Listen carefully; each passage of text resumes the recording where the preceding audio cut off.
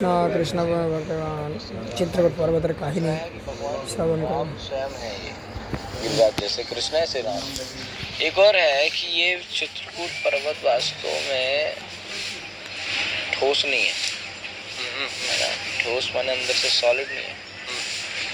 और एक है कि ये पूरा शालिग्राम का बना हुआ है ना, तो अभी हम लोग जाएंगे तो वो दर्शन करेंगे शालिग्राम की एक जगह। तो ये जो जैसे चूँकि भगवान राम का स्वरूप है, तो जैसे गिरिराज में जतिपुरा में मुखारबिंद है, ऐसे इनका मुखारबिंद है। परिक्रमा में जाएंगे तो हमें मुखारबिंद का दर्शन होगा। तो मेन मुखारबिंद है, जो ये भगवान राम का शरीर है और वो मुखारबिंद उनका मुख है। तो जो मुख से जैसे नरसिंह भगवान का शालिग्राम का मुख खुला रहता है ना, ऐसे उनका मुख खुला है। तो उनको मुख को जब आप अंदर देखेंगे तो जैसे व्यक्ति का मुंह खुला होता है तो दांत होता है ना, ऐसे उन दांतों की जगह में शालिग्राम सेट है। तो 2 शालिग्राम बाहर ही है, तो वो तो हाथ में निकल के पुजारी लोग पूजा भी करते हैं, लेकिन बाकी अंदर फंसे हैं यहाँ बैक साइड। तो वो दिखते हैं, जैसे टॉर्च लगाता है मुंह के अंदर तो दिखते हैं दर्शन। और बाकी पुजारी जब सेवा करते हैं तो अंदर ऐसे करते हैं, तो उनको हाथ में ऐसे अंदर फील होता है कि वहाँ पे शालिग्राम है। तो उसके अंदर 7 शालिग्राम वो दर्शन हम करेंगे। तो मुखारबिंद है इनका। तो एक वो शालिग्राम वाला रूप है। एक जैसे मैंने बताया ये कि ये ठोस नहीं है, छतरी नुमा है, जैसे किसी चीज पे ढक्कन होता है।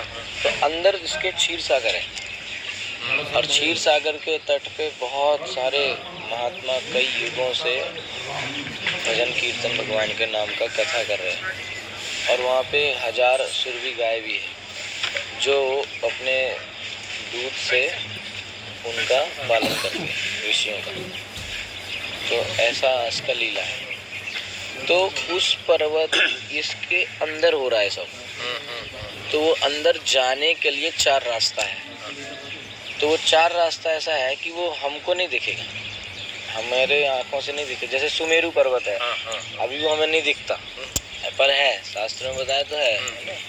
तो ऐसी बहुत सारी चीजें हैं जो हमको भी अपने आंख से नहीं दिखेगा।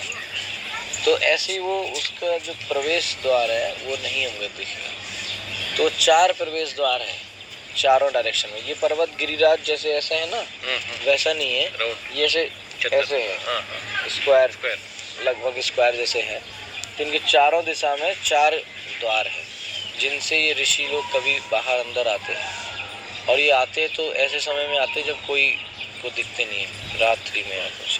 और किसी किसी का बहुत अच्छा साधना है तो उनको दर्शन दे भी देते हैं। यहाँ पे 1-2 महात्मा ऐसे सिद्ध हुए हैं बहुत साल पहले, अभी वो नहीं है, मतलब बहुत सालों पहले ऐसा हुआ कि उनको ऐसे किसी साधु का दर्शन हुआ जिसका बाल पीछे तो ऐसे चलता है, तो पीछे ऐसे बाल है, या उसके जो आईब्रो है ना जमीन तक है, इस तरह के बड़े ऐसे 1-2 लोगों को दर्शन हुआ। तो बताए वो लोग कि वो साधु किसी को टच नहीं करने देता, क्योंकि उनका तेज इतना ज़्यादा है कि साधारण व्यक्ति उनके तेज को संभाल नहीं पाएगा। तो हर व्यक्ति को वो इसलिए दर्शन नहीं देते। तो उन 4 द्वार में ये चौथा द्वार है, सरयू धारा है ना, यहाँ से 4th एंट्रेंस है। तो ऐसे हम लोग चूँकि परिक्रमा जो मुखारबिंद बताया जनरली वहाँ से करते हैं, पर वो थोड़ा दूर है, हम लोग बीच से किए हैं, उसमें कोई प्रॉब्लम नहीं है। तो ये चौथा द्वार है। तो भगवान अभी एक और द्वार आएगा तो मैं बता देता हूँ। भगवान राम को दूध पिलाने के लिए एक गाय अंदर से आती थी। तो वो टनल भगवान राम जब यहाँ रहते थे ना, तो उनको दूध देने के लिए एक गाय अंदर से आती थी। तो वो अभी टनल सा बना है रास्ता जिससे आती थी, वो दिखता है ना। तो ऊपर नहीं जा सकते, क्योंकि जैसे अपन गिरिराज के ऊपर नहीं जाते, ऐसे हम लोग इसके ऊपर भी नहीं आते। और वैसे भी सरकार की तरफ से मना है, तभी सरकार ने लगवाया है ना। ऊपर जाके लोग गंदगी करेगा, सब फॉरेस्ट डिपार्टमेंट का है, लकड़ी काट देगा।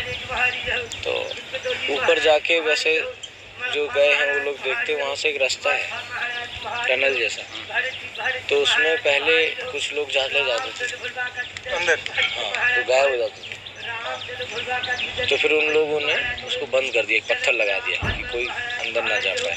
और वो बाहर से ऐसे दिखता है रास्ता सा, और ऐसे ही लगेगा जैसे ये नॉर्मल नेचुरल पर्वत जैसे दिख रहा है ना, तो वो चीज़ ऐसे लगेगी किसी ने बनाई है ये, अलग से पत्थर रखे हैं, वो अलग दिखता है। तभी आएगा, तुम दिखाएंगे। तो वहाँ से वो गाय आती थी भगवान राम को दूध पिलाने। तो वो जो है इसका तीसरा द्वार है, सरयू धारा बोलते हैं। ये चौथा है। तो वो इसके पहले है, जो हम परिक्रमा कंप्लीट कर रहे होंगे तो सबसे लास्ट में मिलेगा अभी हमको। तो वो तीसरा द्वार है। तो उससे वो गाय आई तो जाके पिलाती थी। और भी गाय रहती होंगी लोगों की यहाँ पे। तो एक आदमी ने बोला कि ये हमारी गाय से आप दूध पीते हैं, हमारे गाय से वो महाराज इधर 108 परिक्रमा करते हैं, मतलब एक जगह में 108 फिर 108 हर स्थान में। तो उसने बोला कि हमारे गाय से दूध पीते हैं, कुछ देते नहीं कभी, ऐसा कैसे? भगवान राम ने उसको कोई ऐसे भूसा होता है ना, ऐसे कुछ तो दे दिया पैडी का। तो उसने ये क्या दिया, थोड़ा आगे जाके वो फेंक दिया। तो घर जाके देखा तो उसके उसमें कपड़े में मोती ऐसे ज्वेल 2-3 चिपका हुआ था। तो उसको समझ में आया तो कोई दिव्य व्यक्ति है। तो वापस आया तो वो जगह जहाँ फेंका था उधर आया ढूंढने, तो कुछ नहीं था। तो जो जगह में उसने भगवान के द्वारा दिया हुआ कृपा को खो दिया, वो गांव का नाम आज भी खोई है। कोई खो दिया, हिंदी में खोई, वो भी रास्ते में आता है। तो इस तरीके से यहाँ पे वो लीला हुआ। जैसे एक बार यहाँ चित्रकूट पर्वत पे भगवान राम और सीता माता यहाँ बैठे होंगे, तो कुछ गैया का झुंड, गाय का झुंड ऐसे निकल के गया यहाँ से। तो भगवान राम उनको देखा तो थोड़ा उनको स्माइल आया साइड से। तो सीता माता ने वो स्माइल नोट किया। तो उन्होंने पूछा आप क्यों हंस रहे? भगवान बोले नहीं ऐसे कोई खास बात नहीं है। बोले नहीं नहीं, आप हंस रहे तो कुछ तो बात है, राम कोई काम ऐसे नहीं करते, तो कुछ तो बात है, आप बताओ मुझे। तो जबरदस्ती किया तो भगवान राम ने उनको बताना पड़ा कि अगला लीला में ऐसे गैया के गायों के झुंड के पीछे डंडा लेके मैं भागने वाला हूँ। तो वो ऐसे गाय गया तो मेरे को याद आया, तो थोड़ा अभी तो ऐसा लीला चल रहा है पर अगली बार ऐसे दूसरे तरह का लीला चलेगा। तो वो बोले कि सीता माता बोली अरे ये तो बड़ा पैसा सुनने में लग रहा है, दर्शन कराइए वो रूप का। आप गाय के पीछे भागे गए, ऐसा रूप का दर्शन मैं भी करूँगी। भगवान बोले वो तो अगला लीला है ना।